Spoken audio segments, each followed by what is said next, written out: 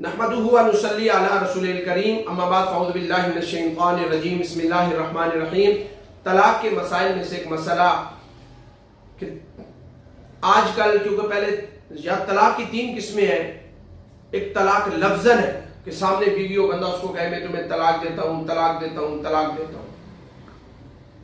اور دوسری طلاق ہے طلاق بالتوکیل، کسی کو وکیل بنانا کہ میری طرف سے تم اس کو طلاق دے دو۔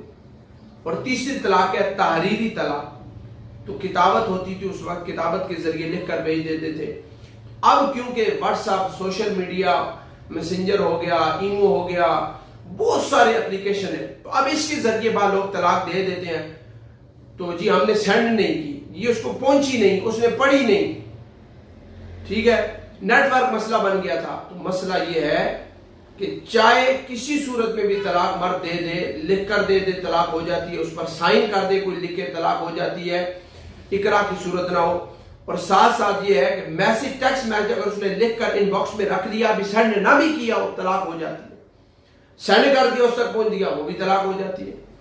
نیٹ ورک کا مسئلہ بن گیا، اس نے سینڈ کر دی لکھ کے لیکن گئی نہیں، پھر بھی طلاق ہو جاتی ہے۔ اور خاوند اکیلے کمرے میں بیٹھ کے بھی کوئی بھی موجود نہ ہو، بیوی کو کہے میں اسے طلاق دیتا ہوں، طلاق دیتا ہوں، طلاق دیتا ہوں، تو وہ عند اللہ طلاق ہو جائے گی۔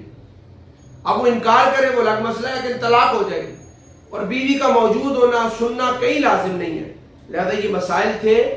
آج کل کی جو جدید اپلیکیشن ہے، اس کے ذریعے جو طلاق دی جاتی ہے وہ تحریر کے حقوق میں ہے، اور طلاق وہ واقع ہو جائے گی۔ وما توفیقی الا باللہ رب العالمین۔